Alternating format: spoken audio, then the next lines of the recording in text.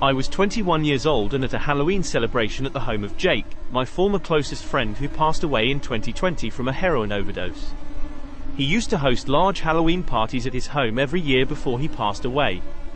The entire house was covered in extremely terrifying props that we all knew Jake spent much too much money on because he was always a huge Halloween freak. Even bigger cardboard walls were erected and wallpapered to create a sort of spooky maze. I'll skip the drugs, alcohol, LSD, and sex because I want to keep this story PG-13 rated, and jump directly to the awful part. I'll acknowledge that none of us were rational. We weren't. Anyone who attended Jake's gatherings was aware of what occurred. We were upstairs in Jake's room smoking bongs when we heard a series of loud bangs coming from downstairs. Chris, Joey and Q were also there. Jake hurried to open the door in a clumsy but terrified attempt to find out what was happening. Both male and female screams could be heard. It sounded like there were a lot of people down there screaming for their life, as I can still clearly recall. Jake was requested by all of us to enter again and close the door. We all understood what was happening, even though we were high.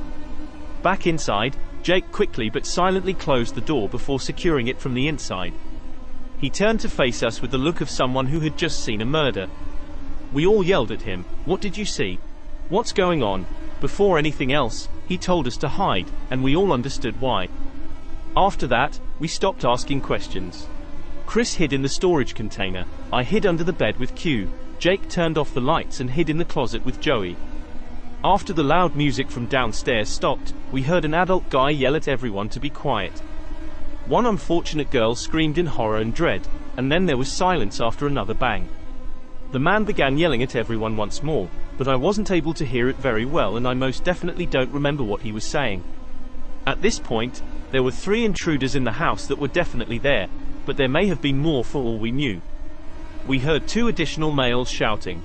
At the top of the stairs, halfway down the hallway, and outside the bedroom door, we heard the sound of boots stomping. When the burglar on the other side of the door realized the doorknob was locked, he began ramming the door with what was probably his shoulder. The sound of a few rounds being fired at the doorknob broke the lock after several unsuccessful tries, allowing the door to swing open. After the gunshots hit the doorknob, there was calm before we heard cries coming from downstairs, followed by a gunshot. Jake and I covered our lips with our hands to stop the sounds of our breathing. The overlapping, torn denim jeans and black boots walked immediately to the closet, which I observed through the see-through material that hung from Jake's bed's footboard. He let the door open. Jake could be heard pleading with the invader not to kill him and promising them a sizable sum of money in exchange for their departure. Jake renounced his ownership of the property. The stranger then told him to go downstairs. All of us remained where we were. Joey remained under the bed, trembling and terrified, so it was clear that he hadn't been discovered with Jake. Apart from Jake conversing with the intruders, there was almost complete silence from downstairs, but whatever they were saying was much too low for us to hear. 20 minutes later, the front door slammed shut, and Jake sprinted back upstairs to inform us that they had left. The 2 dead bodies were lying lifeless on the ground with bloody holes in their heads when I went downstairs to the living room. I believe this was the most terrible moment of my life. I still miss my good buddies Jen and Robbie. I won't get into the specifics of what transpired when the police showed up, but despite the fact that the residents smelled strongly of marijuana, they were more focused on identifying the masked individuals who had murdered 2 innocent college students. Oh yes, Jake informed the group of 4 of us who were hiding in his room that there were actually 4 invaders. All of them were clad in fedoras, vendetta masks, jackets, and gloves. When Jake was unable to meet the demand for $100,000 in cash, they insisted that he fill their empty sack with his most valuable possessions. In addition to being ordered to put their wallets into the sack or risk being shot, the partygoers were all being held captive in the room. Jake experienced post-incident depression. As a result of his excessive drinking, he developed alcoholism. He stopped attending classes and ultimately decided to leave. He began abusing stronger substances like meth and heroin. Since the incident, we've only had one pleasant conversation, and in this one, he was more genuine than ever. He confessed to me while wiping away tears and holding a pipe that he suffered constantly from the knowledge that he was responsible for the deaths of 2 of his closest friends. Not even a year after the incident, Jake passed away from a heroin overdose in July 2020. It was my first Halloween away from my parents and in my own home. My home is a little corner house with no upstairs and a basement. I split the cost with my parents. It was midnight at that time. I was watching spooky Halloween films in the living room when I felt compelled to stand up in response to a knock at the door. I had a pretty good hunch it was a late-night Halloween ding-dong ditcher, so I gave it a second, but then I stopped and wondered, who could be at the door at 11 p.m.? Surely there were no more trick-or-treaters out. I then glanced out the window towards the porch. They had already left. Ding-dong ditchers, indeed. Without second thought, I got back to my seat and knocked on the door once more. I shouted, "Get lost!" Punk kids were not what I was in the mood for. They disregarded my requests and began banging, no longer just knocking. I jumped up and swung the door open because I was now furious. Again, no one was present. I put my shoes on and went outside to start looking in the bushes for the kids, but nobody was in sight, not behind my car, not across the street, not in the bushes. I had finished responding. I returned inside, double-locked the door, and entered my bedroom, closing that door as well because I didn't want to participate in their amusement any longer. I suppose this was done to feel safer. I could still hear the annoying kids banging on my front door even over the TV. I was on the verge of contacting the police to chase them away, but I knew that would just invite an egging or TP attack on my home. Over the course of more than 30 minutes, the beating persisted. These youngsters were obviously trying to get a response because they were filming something for YouTube, but I wasn't going to oblige them. I eventually fell asleep with the TV on, only to wake up to the knocking once more. I took a peek at the time. It was early morning, 2 o'clock. I wondered how those youngsters could still be involved. I shut off the TV and sat up, keeping my ears open for a while. When I realized that the knocking was coming from my bedroom door rather than my front door, my heart stopped totally. I leapt out of bed and started frantically searching my room for a weapon. They understood that I was now awake. To force open the door, they were attempting the doorknob. There were no kids present. By some miracle, I had a thought. Although it was a long shot, that was all I could come up with.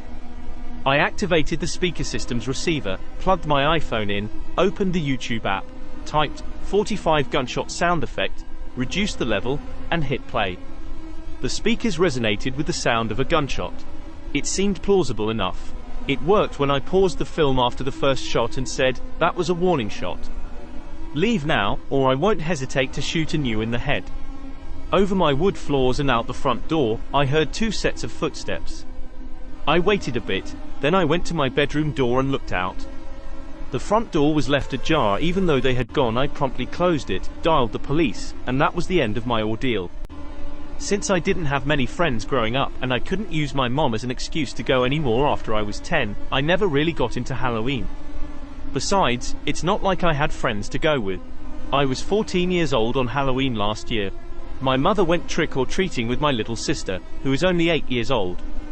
It didn't seem likely that I would be trick-or-treating this year because my one really close friend, Mike, already had plans and I didn't want to get in the way.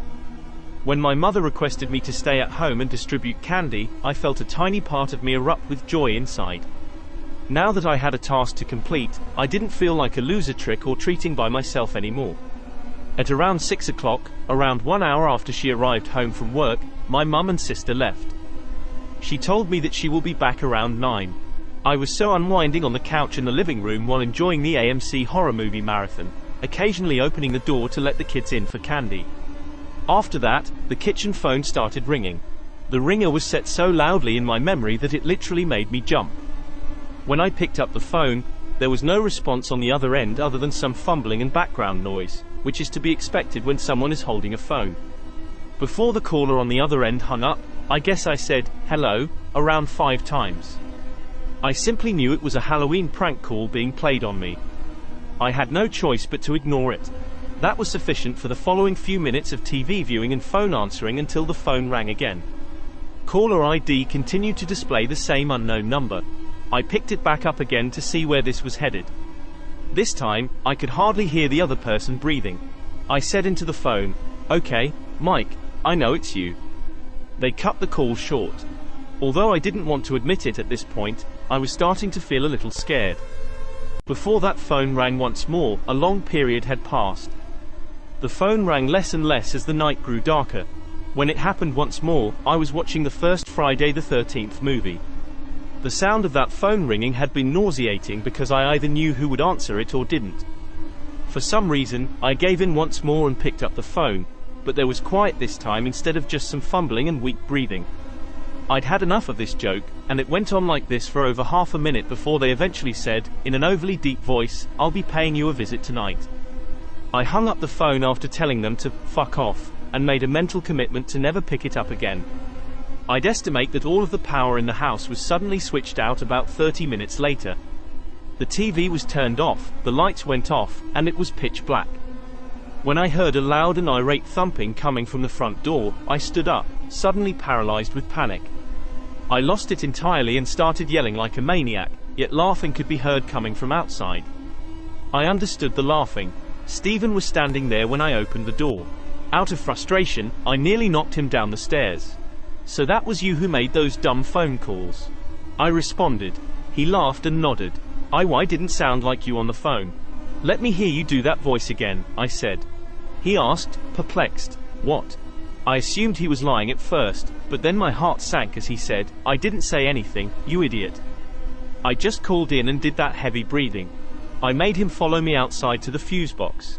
It had been unlocked, as I had anticipated, and all the connections had been severed.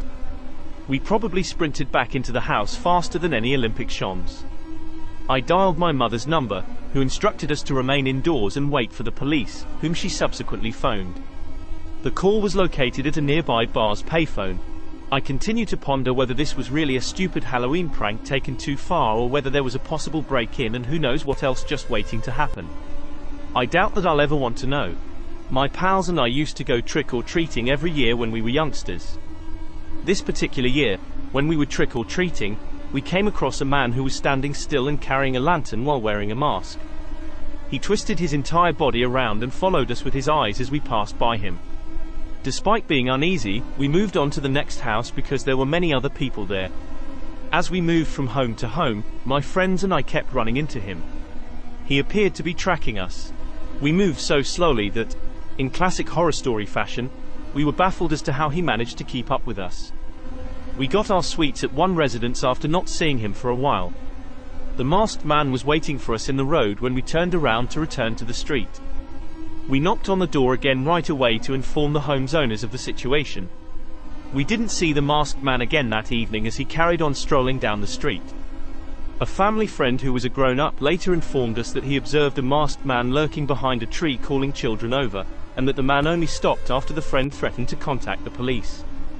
My friend Casey and I were trick-or-treating together. At the time, we were both 11 years old.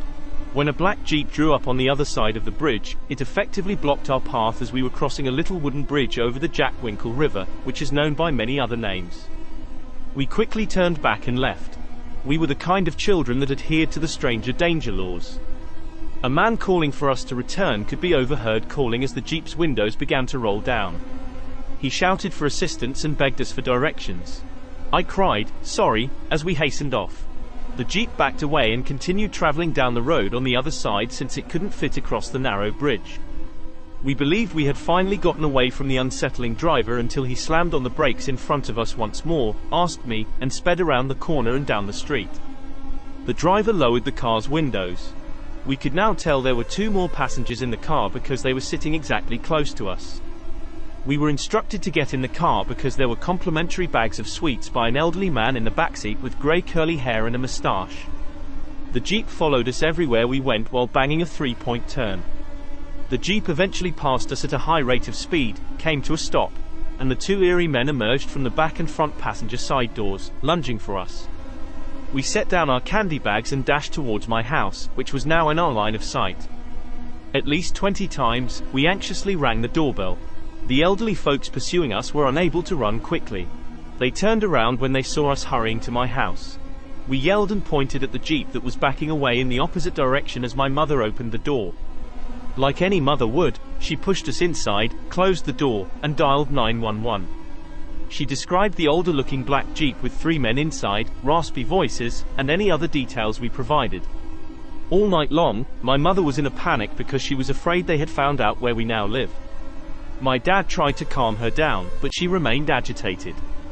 In the end, the cops agreed to dispatch an unmarked car to stand guard outside for 3 hours. That helped my mother a little, but what really cheered us all up was when my dad woke us up to see the unmarked police cars flashing red and blue lights. 3 guys were being held in handcuffs after the SUV, a black Jeep, was pulled over. The 3 elderly scumbags that attempted to abduct Casey and myself. My father most certainly confirmed that those were the individuals when he stepped outside to speak with the officer.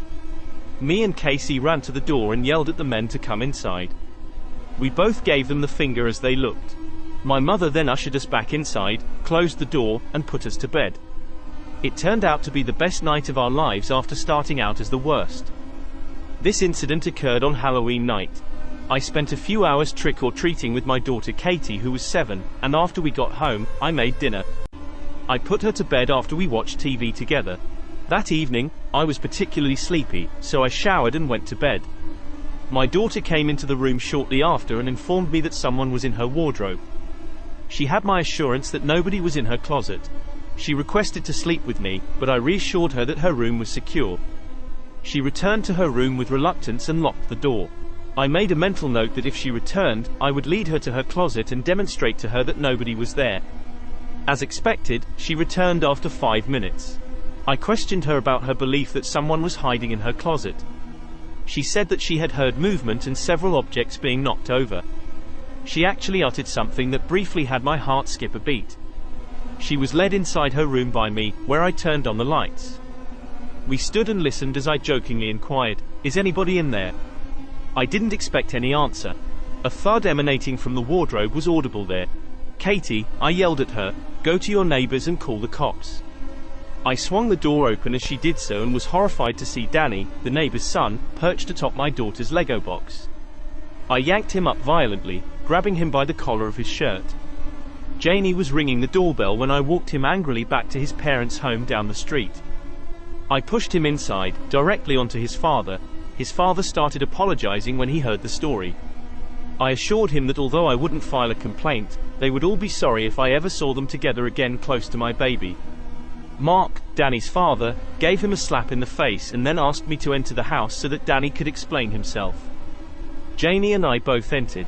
He apparently entered our home through an unlocked window while I was out trick-or-treating with Janie, hiding with his pal Daryl in her closet. I asked him if Daryl was still there in my home. "Yes," he replied. When I returned to my house, this Daryl kid, who was more ugly and sinister looking than Danny, was waiting for Janie. He was holding my daughter's pants. What I did next was entirely motivated by a fatherly sense of protecting rage. I slapped the little shit 4 times in the face, grabbed him by the throat, and hurled him to the ground before reluctantly letting him stand and leave. Because of my close connection with Mark, I refrained from calling the police, but I nevertheless made it clear that if they ever so much as waved to my daughter again, they would be in the news the next day. We slept once more. After that, I let Janie to join me for the night. I discovered a little drill hole in her wardrobe door the following morning. The nasty little bastards were fiddling with my kid's pants while watching over my daughter while she slept. There are many days when I feel like I should have called the police, but perhaps you can't appreciate the horror of this story unless you're a parent. I can still do it, but since nothing has transpired since, I feel as though I shouldn't stir up more trouble right now. Now that Janie is 13 years old, Danny has left home and enrolled in college. In the Winston Churchill neighborhood of Mississauga, Ontario, we had just moved into a sizable new home. My parents, my 4 other sisters, my brother, and I were setting up our new bedrooms on the eve of Halloween. After finishing, we were discussing how we were leaving behind our former schools and friends. We had a chore call from my mother. Given that we had performed chores and it was 11:30 at night, far past the peak of trick-or-treating, I was quite exhausted. After what felt like an eternity, I made the decision to go to my bedroom and get some rest. I heard footsteps in the hallway on the 2nd floor. I got up, thinking it was one of my siblings, to yell at them for troubling me while I was sleeping, but no one was there that I could see. My parents, sister, and brother were considerately working in the basement as I hurried out of there. They all said, no, when I inquired if they had been upstairs. Now I was very spooked out, but I had to think it was all in my head, so I dismissed it and pretended it never happened. I returned to my bed, which was now extremely chilly. It was simply too chilly, I had to put on a jumper. After everyone had fallen asleep, at about 12:30 a.m., I woke up in the middle of the night. I perceived that my parents' bedroom was where the loud hammering noise appeared to be coming from. I was afraid to go alone, but I thought it might be my brother or sister waiting for a drink of water. I was mistaken. The banging persisted and grew louder by the second. I chose to investigate it because I was unable to fall asleep. I entered the corridor, and I assure you that nobody was there. The thumping seemed to halt as I entered. I barely gave the door a fleeting glance before opting to return to bed. Several minutes later, the banging resumed. Right now, I was bone-chillingly cold. As usual for me, I tried to fall asleep again but was unable. It was too dark to see who or what might have opened my bedroom door, but it creaked open as if someone were gently pushing in. Very faint footsteps started to approach my bed, and I heard myself saying, "Hey, what the hell are you doing? Who is it? And let me go back to sleep." When the footsteps stopped, I rolled onto my side to see a figure standing next to my bed that was at least 7 feet tall. At first, I thought it was one of my sisters. When I tried to scream but held it in, nothing came out. I screamed at the top of my lungs and closed my eyes as the figure eventually shouted, "Boo." I laid there in indescribable fear. There was no one there when my parents pushed open the door to my room and turned on the light. By my bed, there was no figure. My siblings watched me freak out as they entered the doorway. I inquired as to whether my folks heard the doorbell ringing. They had to have, after all, it was their door. But they assured that, to their knowledge, there was no knocking. They all gave me strange looks, but I know I'm not crazy. This was a night I'll never forget. I'll bet I won't. It happened on Halloween night a couple years back. We were all around the age of 20, when visiting haunted houses was one of the finest things to do on Halloween. The amusement park had a name like Scare House, Journey to the Basement. In our town, it was only open for 4 years in a row. There was no further mention of it. Its 4th and final year of operation was this one. One of the finest I've ever been to. It was a really high quality and very spooky haunted house. The only way out of this group exploration activity, which was essentially a maze, was to find your way to the basement, discover one of the keys, then locate the exit and use the key you found to unlock the door. This wasn't a tour-guided attraction. Undoubtedly, it was a really original haunted house. You're about to find out why it wasn't a nice night for us, sadly. In the home's living room, we first met. There was a huge open coffin sitting smack in the middle of the room, to describe the space as precisely as I can. Almost every square inch of the room was covered with very convincing spiderwebs. Blood was obviously stained on the creaky wood floor, and all the furniture was ancient and had a dusty appearance. We had a good feeling this haunted house was going to be fantastic. The dining room was the following space. That's when things started to get spooky. Artificial lamps mounted on the walls provided very low lighting in each of the rooms that followed the eating area. Expectedly, actors leaped out at us on multiple instances wearing dreadfully convincing clothes, but they always got me. In reality, we wasted a lot of time searching in vain for the basement. This wasn't a true open-plan home. Instead, it was built to resemble a maze with numerous rooms and fictitious doors.